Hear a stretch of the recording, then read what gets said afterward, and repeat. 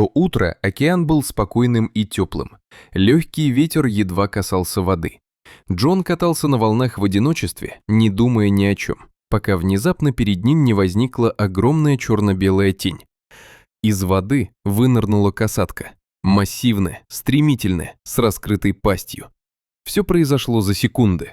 Джон попытался уйти, поймал волну, разогнался, менял направление, но хищник не отставал.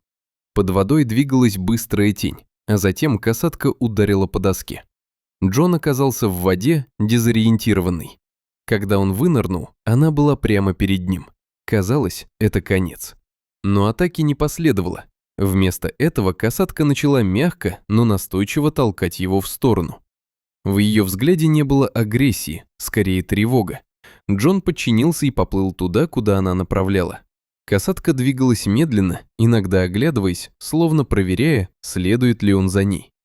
Через некоторое время впереди появился каменистый берег с ограждением и предупреждающими знаками.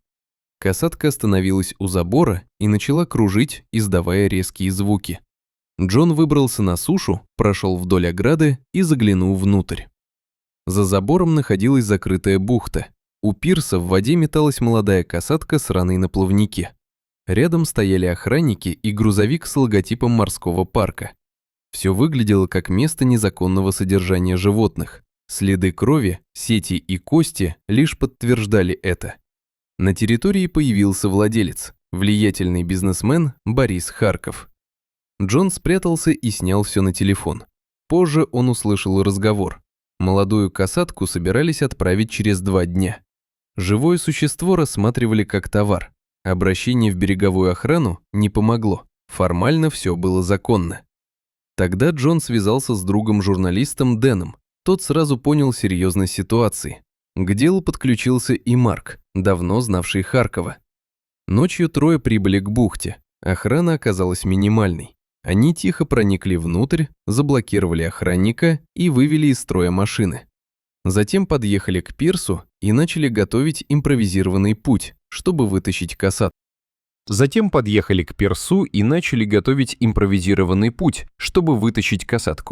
В темноте раздались звуки, низкие, протяжные. Молодая касатка отвечала. За ограждением в открытом море была та самая взрослая касатка. Стало ясно, это мать, которая привела Джона сюда. Операция оказалась сложной. Животное сопротивлялось, несколько раз едва не сорвалось. Марк даже получил удар хвостом и упал в воду. Но в какой-то момент касатка будто перестала бороться, и им удалось переместить ее в грузовик. Они быстро покинули территорию.